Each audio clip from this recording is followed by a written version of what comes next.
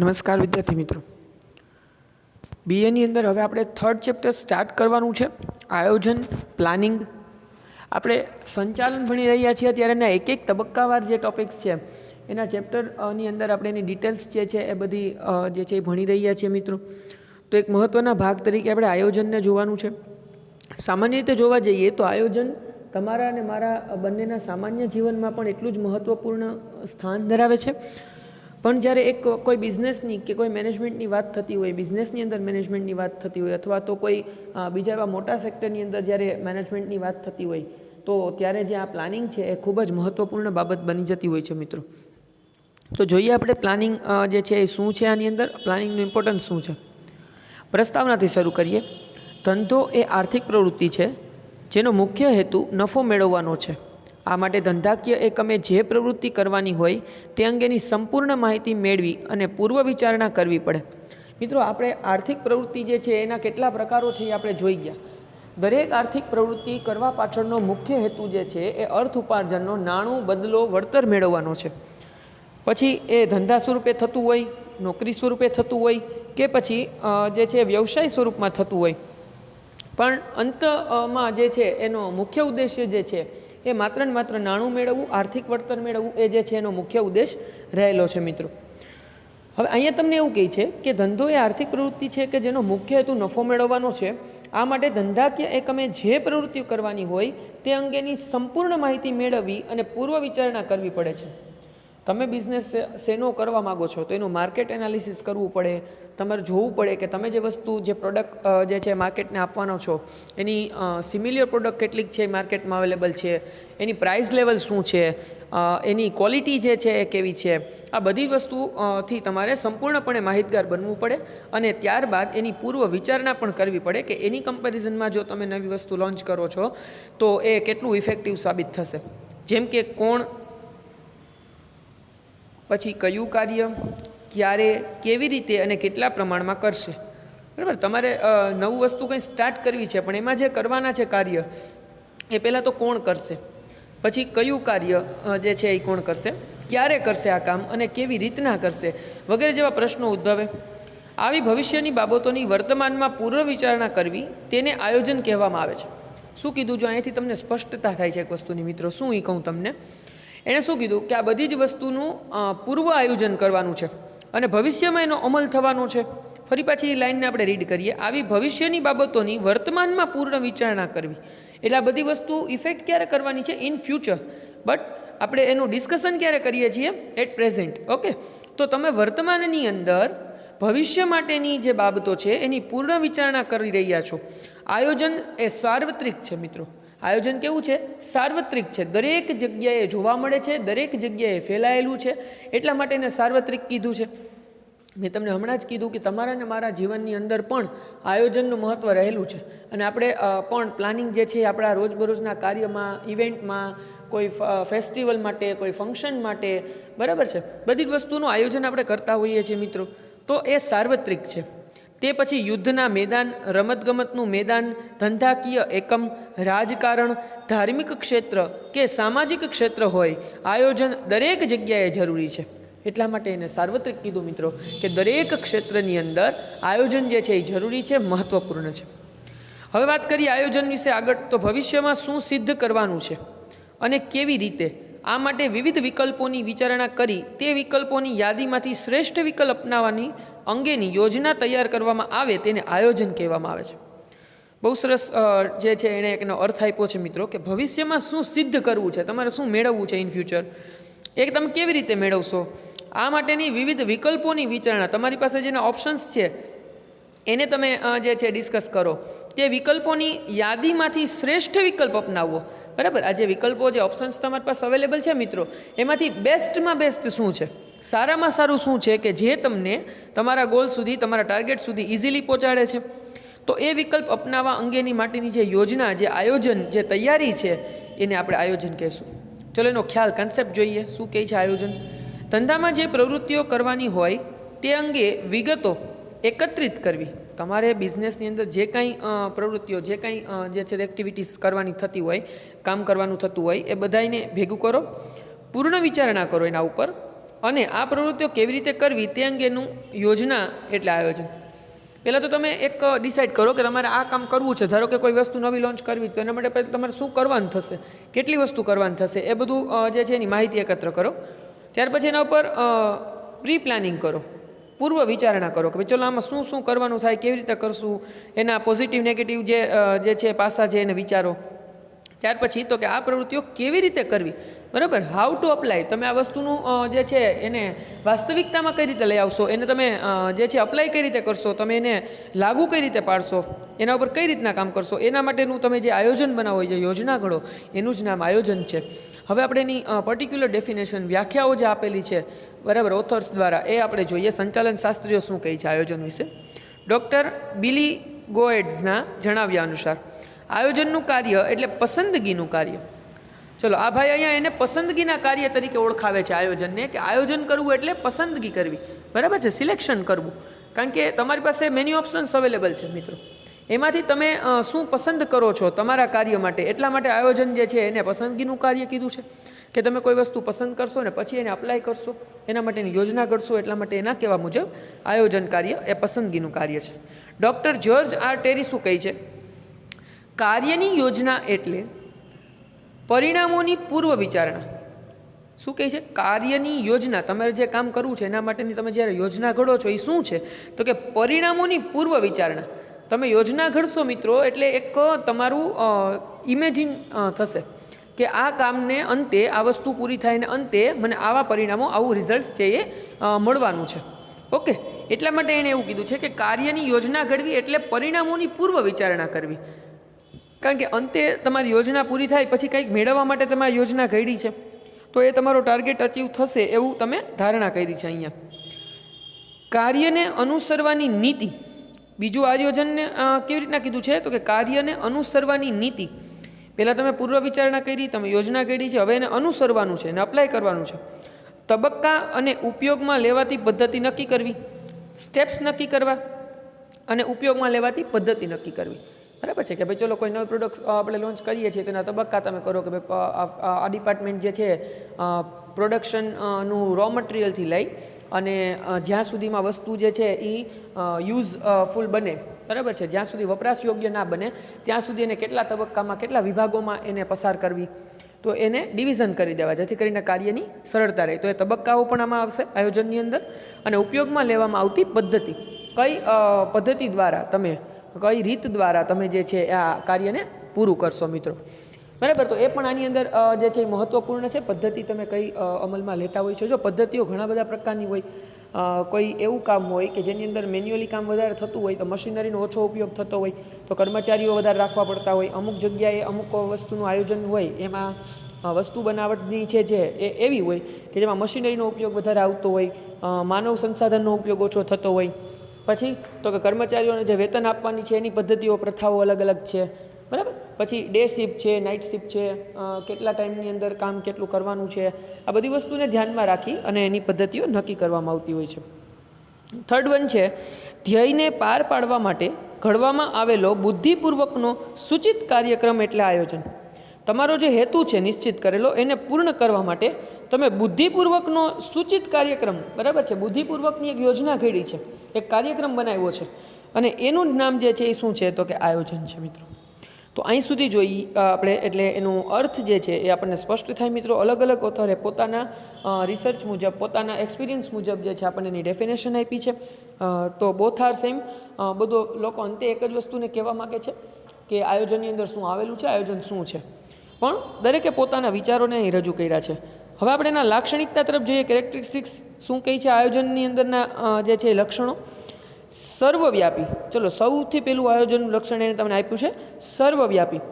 સર્વવ્યાપ એટલે શું, તો કે દરેક જગ્યાએ ફેલાયેલું, દરેક જગ્યાએ પહોંચેલું અથવા દરેક જગ્યાએ જોવા મળતું હોય એવું. આયોજન સર્વવ્યાપી છે, તે દરેક ક્ષેત્રમાં જોવા મળે છે.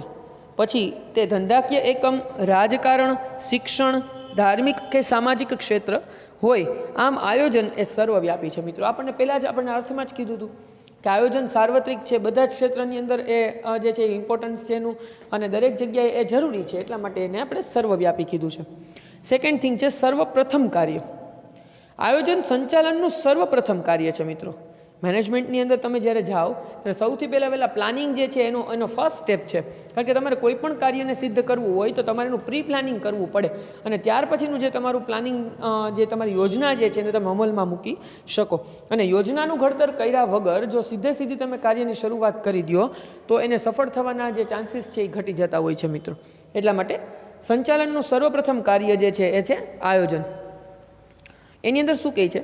સંચાલનની શરૂઆત જ આયોજનથી થાય છે. તેના આધારે અન્ય કાર્ય જેવા કે વ્યવસ્થાતંત્ર, કર્મચારીઓની વ્યવસ્થા, દોરવણી આપવી અને અંકુશ જેવા કાર્ય અમલમાં મુકાય છે.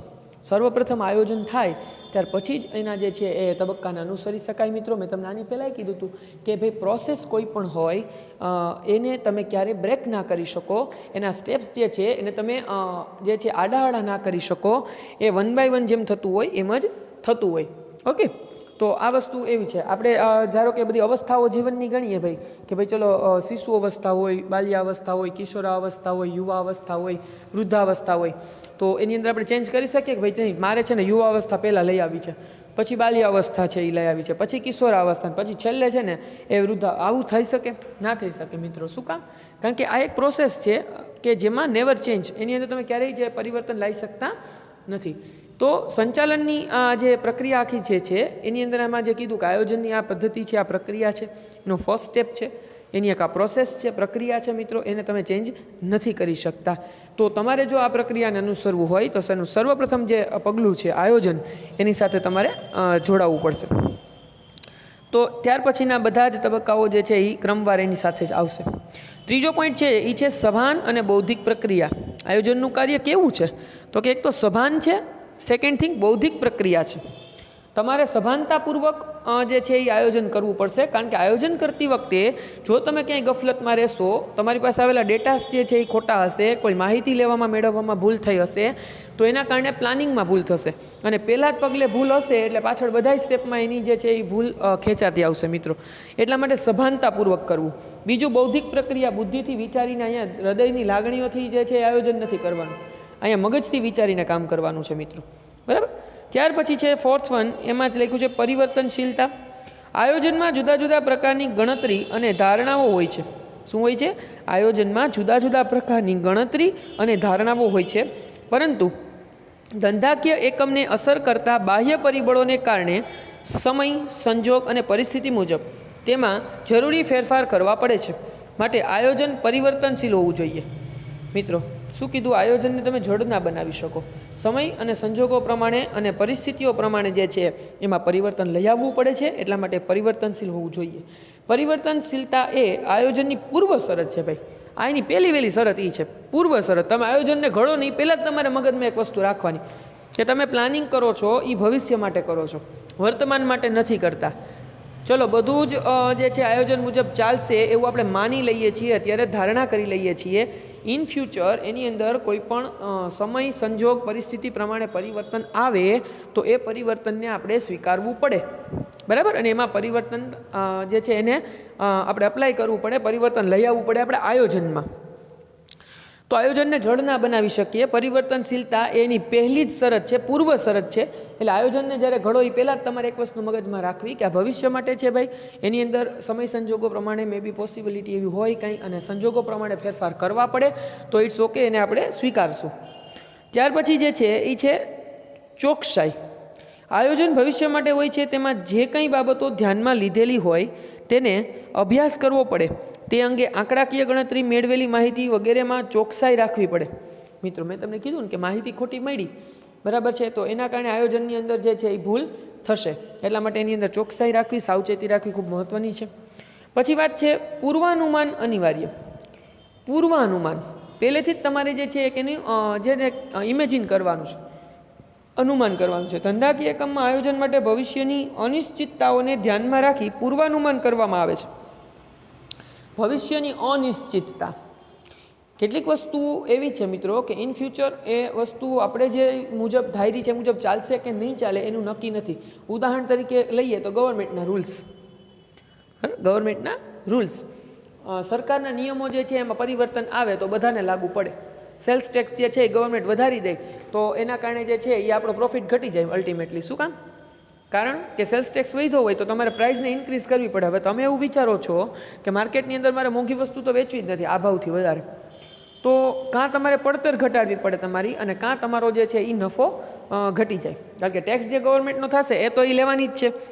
તો આ કેવું થયું, આ એક એવી અનિશ્ચિતતા થઈ કે જે ભવિષ્ય માટેની વાત છે કે એમાં ટેક્સમાં ચેન્જીસ થાય, પછી લોકોની રુચિ અભિરુચિ ટેવ બદલાઈ જાય, એ પણ અનિશ્ચિત વસ્તુ છે. અત્યારે તમારી પ્રોડક્ટને લોકો પસંદ કરે છે, બરાબર છે, ખૂબ ડિમાન્ડમાં છે.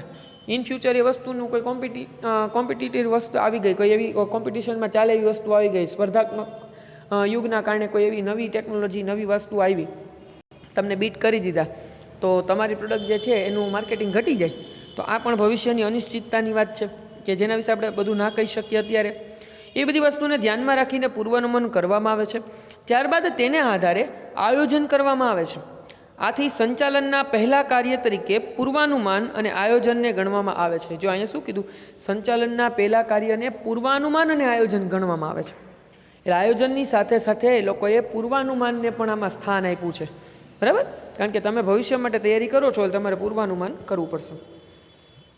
ત્યાર પછીનો ટોપિક છે વિકલ્પોની યાદી. મિત્રો, આયોજન કોઈપણ ક્ષેત્રે હોય તેમાં વિવિધ પ્રકારની યોજના અને વિકલ્પો હોય છે.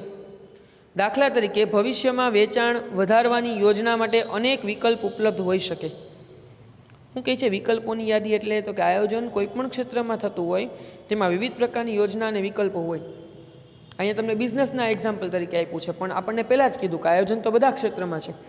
તો એના સેક્ટર પ્રમાણેના જે છે એ અસર કરતા પરિબળો આવશે. મિત્રો, અહીંયા ઉદાહરણ આપણને બિઝનેસનું આપ્યું છે કે ભવિષ્યમાં વેચાણ તમારે વૃદ્ધિ કરવી છે, તમારું જે બિઝનેસ છે એને એક્સપાન્ડ કરવો છે, આગળ લઈ જવો છે, તો એની અંદર ઘણા બધા વિકલ્પો તમારી પાસે અવેલેબલ હોય કે how to run your business, બરાબર. તમારા ધંધાને તમે કઈ રીતે ઝડપથી આગળ વધારી શકો, તો એના માટેની વાત અહીંયા છે.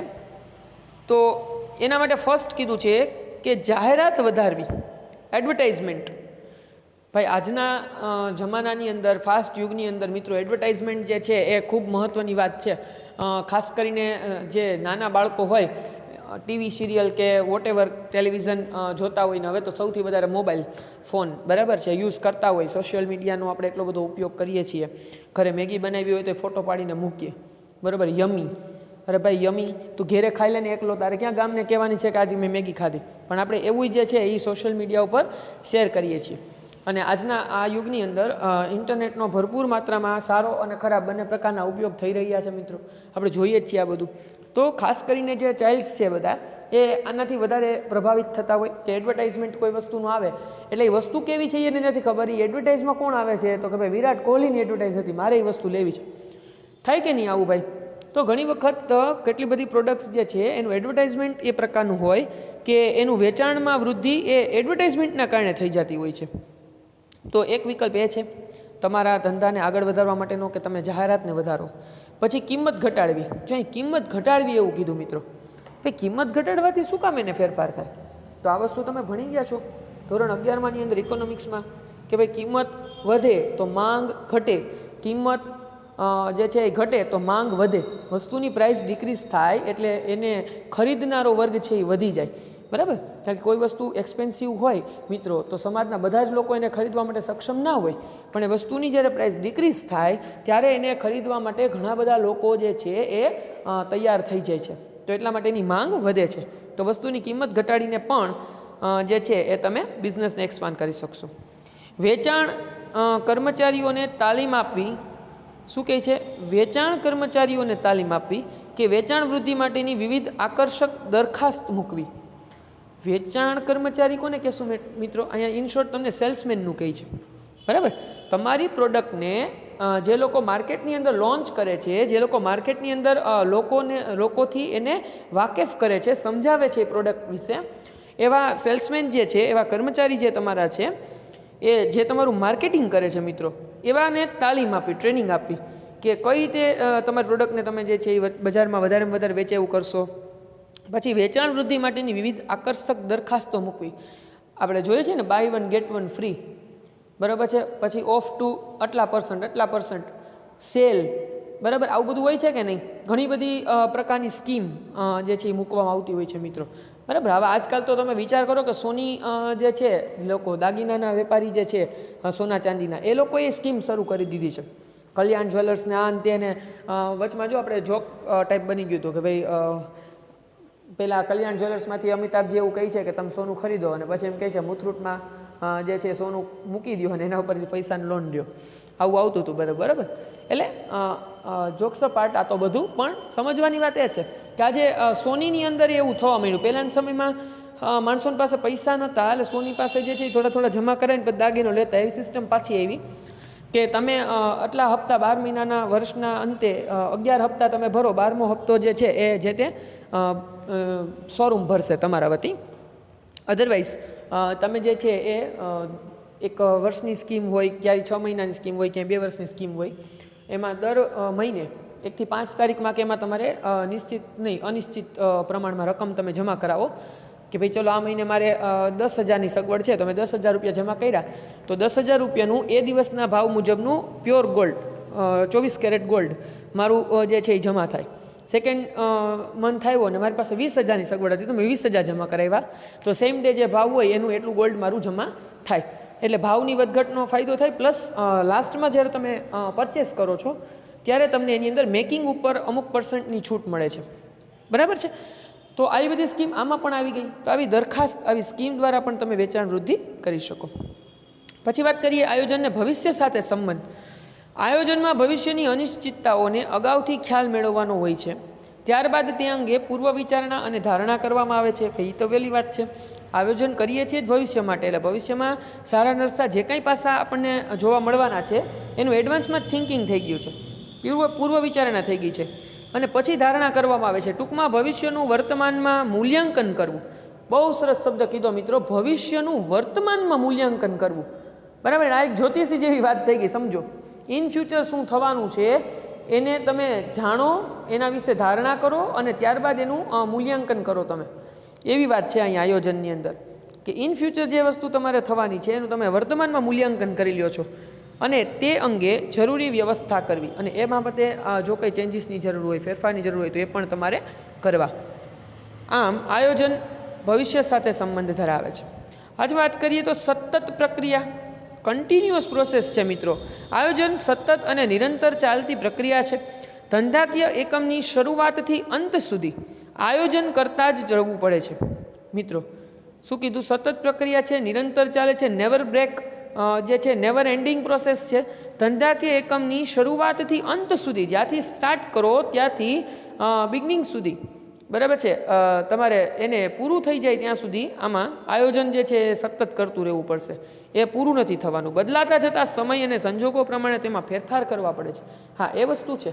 પરિવર્તનશીલ છે એટલે ફેરફાર કરી શકો પણ બંધ ન કરી શકો. આયોજન તો છેલ્લે સુધી ચાલુ જ રહેશે.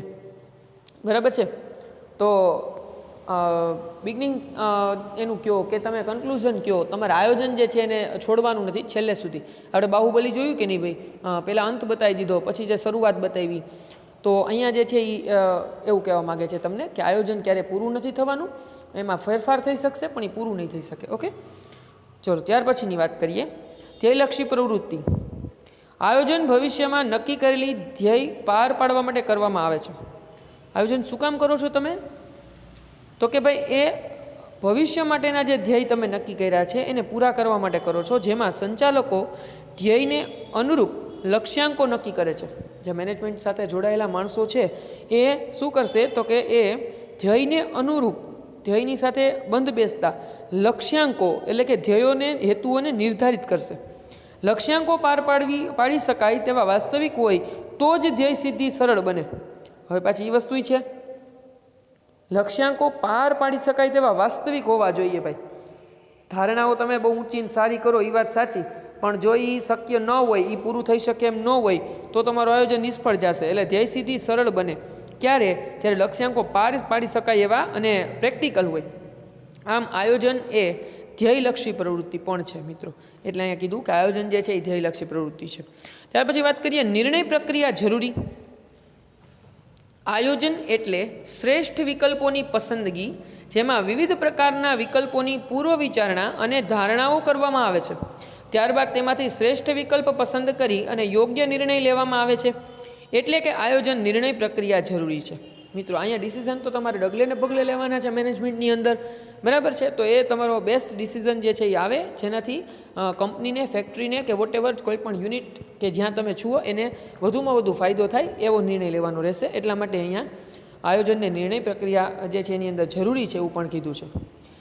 આયોજન મહત્ત્વપૂર્ણ છે અને ભવિષ્ય અંગેની રૂપરેખા છે. કોઈપણ ક્ષેત્ર હોય આયોજન જરૂરી છે. આથી સરકાર, ખાનગી ક્ષેત્ર કે અન્ય કોઈપણ ક્ષેત્ર હોય તે પોતાની પ્રવૃત્તિઓ માટે આયોજન કરે છે. ભારતમાં આયોજનનું મહત્ત્વ સ્વીકારી અને કેન્દ્ર સરકારે નીતિ આયોગની રચના કરી છે.